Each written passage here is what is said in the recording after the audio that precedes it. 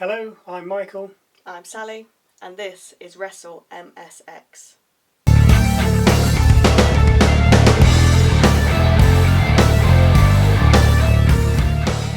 Raw began with Michael Cole and Pat McAfee standing in the middle of the ring. They announced a battle royal later tonight for the vacant Women's World Championship. And to be honest with you, I'm actually looking forward to that because I do like a battle royal. Yeah.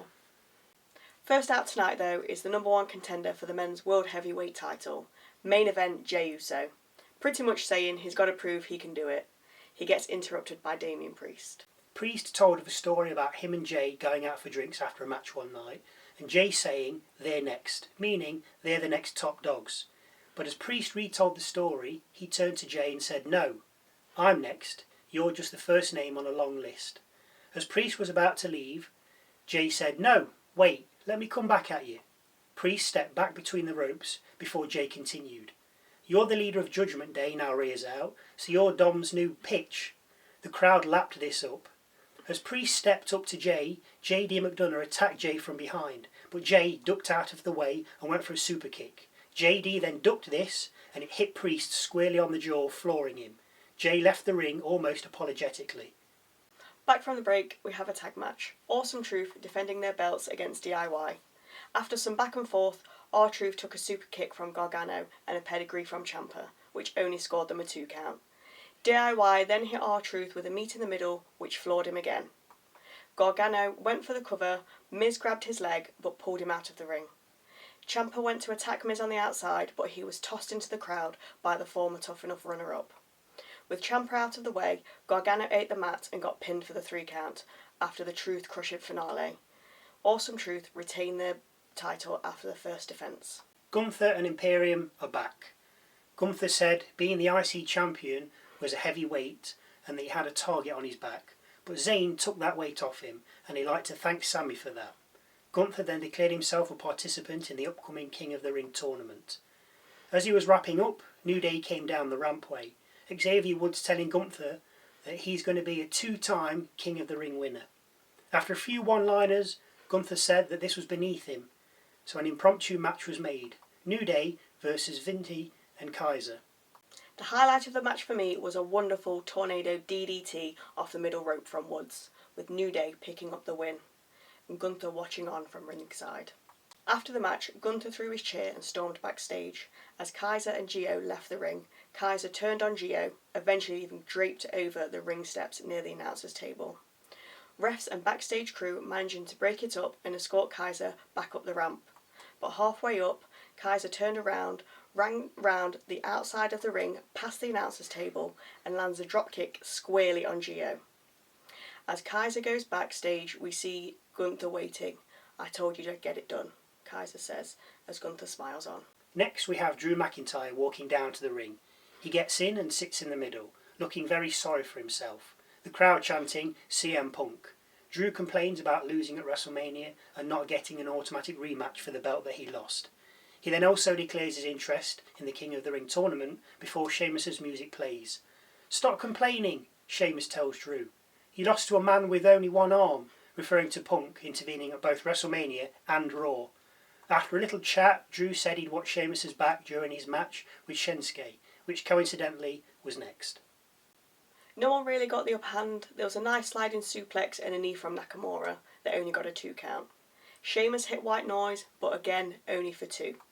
Shinsuke set up the Kinshasa, but Sheamus countered with a power slam, then missed a brogue kick, but did manage to knee Nakamura for a 2 count. Another knee from Shinsuke knocks Sheamus back, but he responds with a brogue kick and picks up the victory. We then see Bronson Reed telling Sami Zayn not to worry about Chad Gable. He's got bigger problems, referring to himself. Reed then walks off, only to turn around and attack Zayn. Backstage crew managing eventually to get Reed off Sami. Chad Gable makes his way to the ring with Alpha Academy in tow. There's yet another glitch in the feed with a QR code showing up. The page it takes you to says, "You will bear witness, begin the endless crawl, type the number of sense organs, and you shall behold all." By typing 5 into the page, it then loads up another web page and asks you to proceed. This in turn then plays a video. As the video plays, we see a door to a house with some creepy music playing and a note dancing around in the wind in front of the door. We then see a crow and the symbol for Pluto again before the video ends. Maybe it's Sting reprising his crow era again. With Alpha Academy all in the ring, Gable tears his team a new one and tells them that he trained a bunch of losers. He tells Tozawa he loses every week, that Maxxine is as pretty as a princess but dumb as a box of rocks, and Otis, his prized pupil, has proven to be the biggest disappointment of them all. They all need to get on the same page. It's his time now and they need to help him get the IC belt. We then see Ricochet warming up for his match for when he and Andrade take on JD McDonagh and Santos Escobar. It would have been Dominic Mysterio, but he appears to have an injury. We also get a few words from Nia Jax saying she's a monster and she's going to be the next women's champion. Back in the ring we have a tag match. JD McDonagh and Escobar accompanied by Dirty Dom against Andrade and Ricochet. JD and Andrade start the tag match, and it isn't long before JD realises he's out of his depth against Andrade and quickly tags out to Escobar. Eventually Dom gets involved, tripping up Ricochet, then gets kneed to the outside by McDonagh. Lots of reaction tonight. Escobar then plants a Hurricanrana on Ricochet while Dom plays up to the crowd. The team of Escobar and McDonagh take control, Ricochet eventually making the tag. Andrade now in the ring attempts the Three Amigos on JD, but gets stopped by Escobar as he goes for the third. Santos and JD then perform a double suplex on Andrade. As this happens, Ricochet springs off the top rope only for Escobar to catch him with his knees and daze him. JD now has Andrade on the top turnbuckle in one corner, with Escobar and Ricochet on the adjacent one. Andrade manages to push JD away as Santos goes for a top rope Hurricanrana on Ricochet. Ricochet takes a Hurricanrana but turns it into a leg drop on the prone McDonagh. Escobar then takes an elbow from Andrade, who then hits JD with the shadow and picks up the win for him and Ricochet. As Andrade and Ricochet celebrate in the ring, Damian Priest attacks them from behind. After dispatching both men, he then tells Dom and JD he doesn't need anybody, you guys need me. I'm hoping that this isn't the end of Judgment Day. Next up is the Women's Battle Royal, the winner being crowned the new Women's World Champion. After the bell rang to start the match, half the women went after Nia Jax, the other half went for Piper Niven. Ultimately, this didn't work, as both women threw the rest of the pack aside and went at each other. Natalya nearly went over the top rope early, only to save herself, before Maxxine Dupri threw Candice, LeRae and Indi Hartwell out. Chelsea Green then fanned down Piper Niven, while Kayden Carter and Katana Chance double-teamed Shayna Baszler. With Carter standing on the apron, Baszler soon got her own back by throwing Chance at her over the top rope. Carter saved Chance from hitting the floor, but the waiting Zoey Stark superkicks Carter, sending both Carter and Chance crashing to the floor, therefore eliminating both women. We then see Nia Jax eliminate Ivy Nile by holding her upside down above the apron and then swinging her into the ring post before dropping her to the outside. As Jax turns back towards the ring, we see an irate Dupri who manages to kick Jax 3 times. With Jax hanging onto the top rope, Dupri lines up a knee, only for Jax to pull the top rope down and Dupri to go over and out of the Battle Royal. Becky Lynch then pulls the same trick on Piper Niven by pulling the top rope down as she charges at her. Niven isn't happy with this, so grabs Becky and pulls her under the bottom rope and plants her on the announcer's table. Niven then manages to grab Nia Jax and pull her under the bottom rope too, only for Jax to perform a choke slam on Niven, slamming her on top of Lynch, who's still on the announcer's table.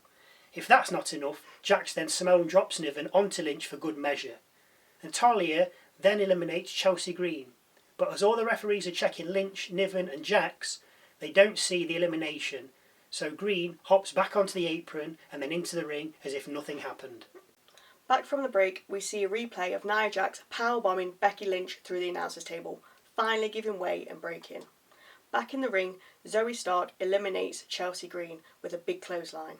Then Shayna Baszler follows up with a knee to Natalya, who's on the apron, and eliminates her.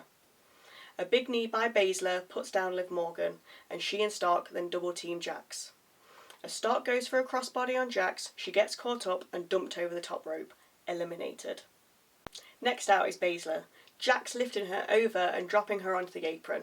Shayna holds onto the rope, but Jax bumps her off. As Nia Jax is about to face off against Liv Morgan, Becky Lynch drags herself back into the ring, the crowd absolutely loving this. Morgan goes for a codebreaker on Jax, but Jax catches her mid-move. Lynch seizes the opportunity and hits a neckbreaker on Liv.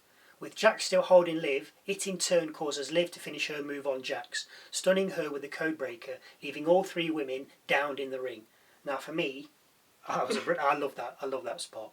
Morgan and Lynch then join forces and go for a suplex on Jax. Jax blocks and hits them with a double suplex instead. Nia then drags Lynch and Morgan to the corner to perform the Annihilator. As she gets to the top rope, Becky pushes her over onto the apron. Morgan then hits the codebreaker, followed up by Lynch performing a leg drop. This eliminates Jax. Down to the final two, Morgan and Lynch. The crowd are loving it, and to be fair, so are we. Both women go to war and find themselves standing on the apron. A codebreaker by Morgan sends Becky backwards towards the ring post. As Liv is about to hit Oblivion, Lynch counters with the manhandle slam. Liv hits the apron, then the floor, as Becky Lynch becomes the new world champion. She ends up leaving through the crowd, which I thought was quite a nice touch. So the draft begins on SmackDown this Friday, so all being well, that should be a lot of fun. Thank you again for watching, it means a lot, and hopefully we'll see you again soon.